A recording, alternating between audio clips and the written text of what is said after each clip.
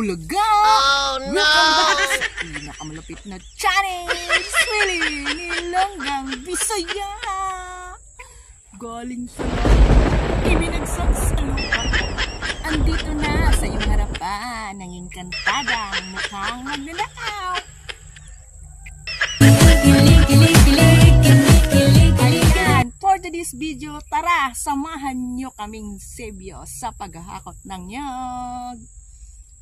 Ayan. Ito yung farm na aming paghahakutan sa ngayon. Medyo hindi masyado makapal ang damo dahil naka-label lang sa baywang yung damo. Hindi naka-label sa height ng tao. Ayun po, tara, samahan nyo kami. Yaha, Bulaga! Ayan, andito na po kami ngayon sa pinaghahakutan namin ni Sebyo the Great. Ayan, nasa huli po ako, nakasunod lang sa kariton. At habang nakasunod, nagbibideo si Swelen po. Ayan, hello Ruby! Yan po si Ruby, ang anak na Esperanza. Si Ruby, ayan. Ito po ang farm na aming paghahakutan. Pasensya na po, hindi ko naman po alam kung anong pangalan ng may-ari nito.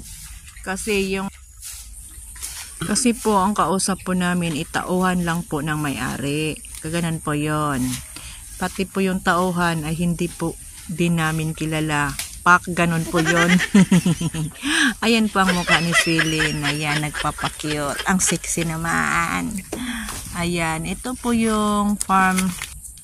Yan, kita niyo mga ang farm na paligid, ang paligid ng farm pala. Ayan, nakatapok at nakaipon na yung mga nyog na aming hakutin.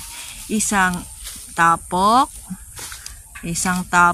dalawang tapok, tatlong tapok. Ayan, kasama din namin yung mga aso namin na si Brownie 1. Pati din yun si Yoki, nandyan din kasama namin si Yoki. Ayun, tumakbo na si Yoki. Ayan, si Yoki. Pati din yon si Brown 2. Ayun, si B2 at saka si B1. Kasama din namin. Tatlong aso yung kasama namin dito. Ayun na yung kariton ni Sebyo na una na. Nasa malayo na. Nakasunod lang po si Swilin. Ayan. Dito po sa farm na ito is maraming jatot. Jatot means mga hindi nakikitang mga nilalang. Ganun po yun.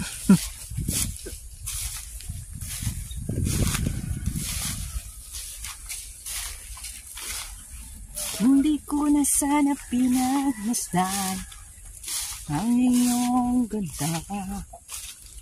At hindi ko na sana pinansin pa bawat ngiti kung may mo.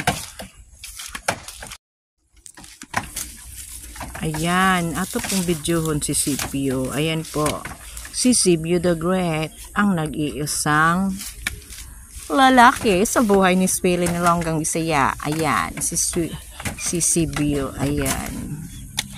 Hindi man sapat ang aking mata para bantayan ka. Sana maging sapat ang pagmamahal ko para maging tapat ka.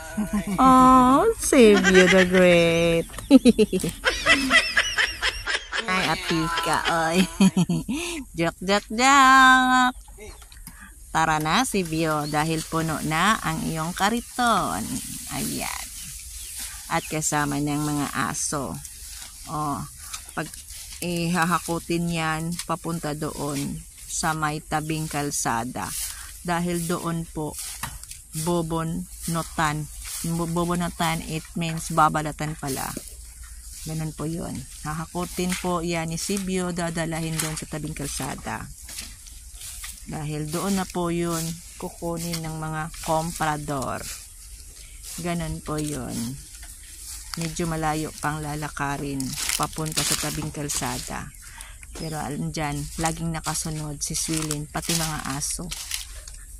Ganito po kasimple ang aming hanap buhay.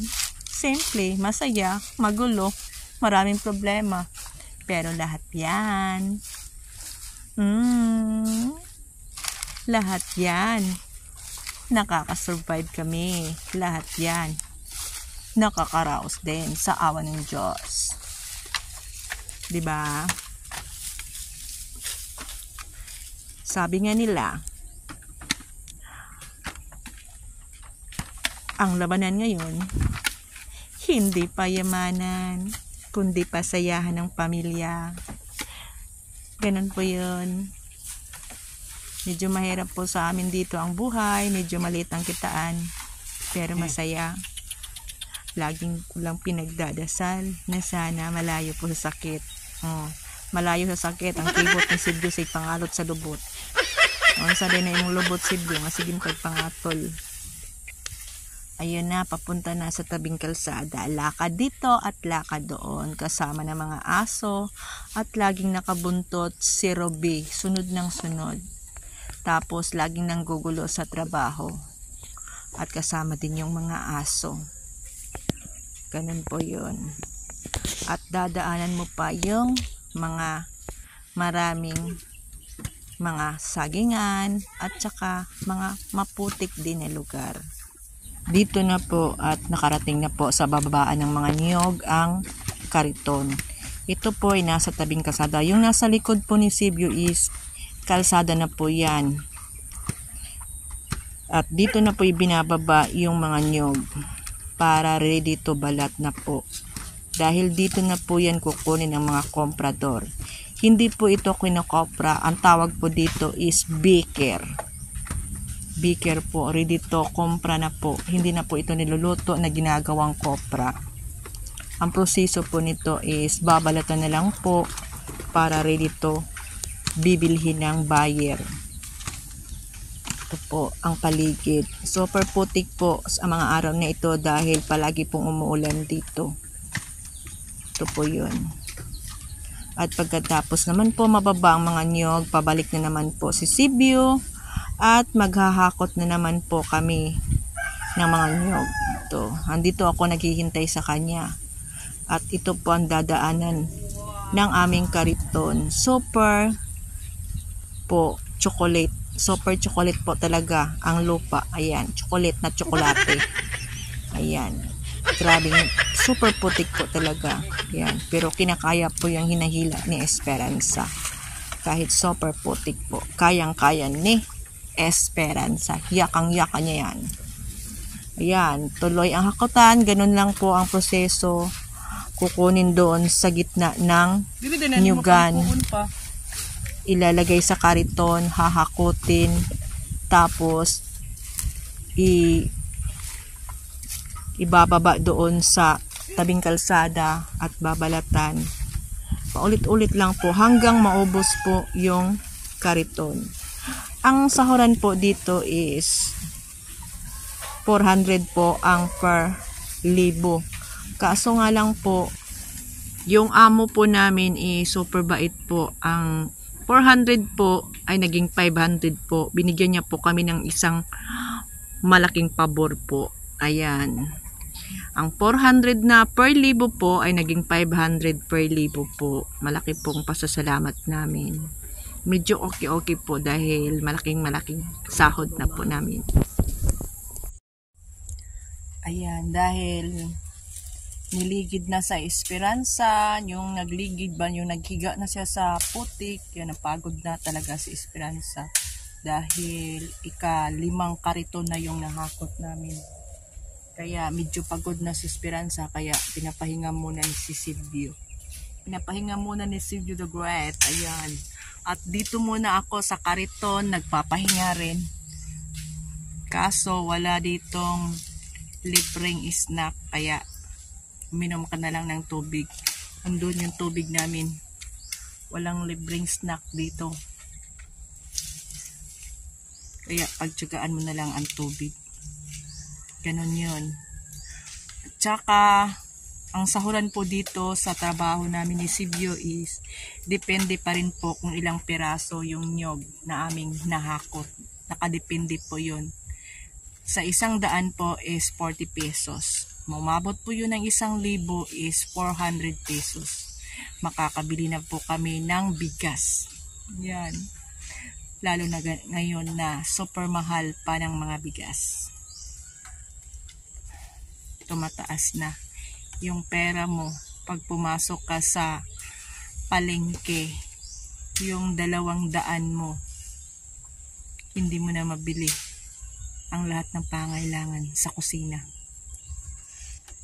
Kahit nga 1,000, kung may 1,000 ka, pag pumasok ka sa merkado, konti na lang.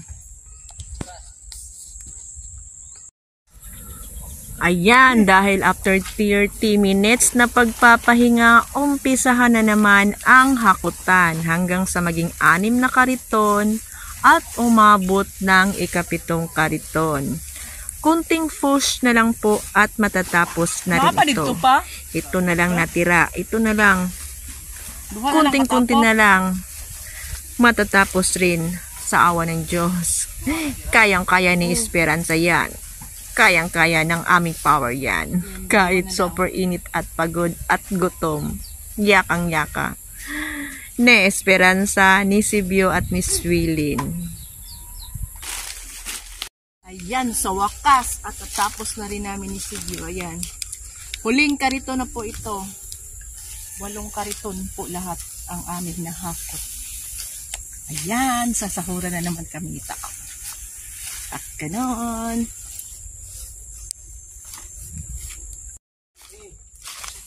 Ito na po yung huling kariton, inihatid na namin doon sa tabing kalsada. Panghuling hakutan na po ito sa wakas. Tapos na po at nagbakang-bakang na si Sibyo sa paglalakad dahil masakit na daw ang kanyang pilas. Ito po yun ang dinadaanan. Super chocolate ito. At binababa na ni Sibyo. Ayan, nandyan po yung amo namin nagbabalat ng nyug. Yung maliit na tao dyan. Ayan.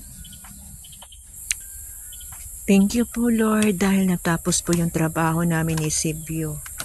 Imo yung gihan ay ang amo ang trabaho diri sa kuprahan nga walay kakulian. Thank you Lord God sa blessing. Ayan, pauwi na po kami ni Sibyo. Ayan si Sibyo. Ayan, ang Sibyo na sigig pangatol sa iyang lubot. Katal manggawat, pinagaglamok. Ayan, yung nahakot po namin is 1,553 pieces na nyog. Tapos, ginawa pong 500 ang, bali 50 pesos po yung 100. Ginawa pong 500 pesos ang 1,000 pesos na nyog. Kaya, ang sahod namin ay naging 776. Ayan.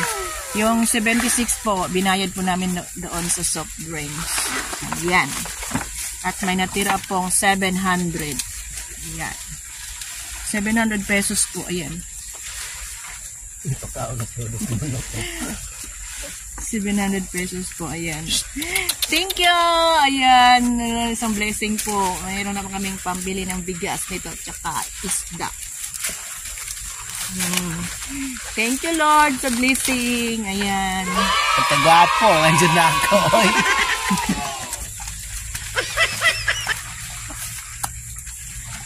Marami pong salamat. Sa panonood po sa hanggang sa sunod pong muli. Thank you for watching. God bless us all. I love you. Hurrat! Bye-bye po. Bye-bye pa. Yan. Don't forget to like and share. And then, please comment down po. And then, please paki-subscribe naman po. Bye-bye! I love you, Hurrat! Ayun na.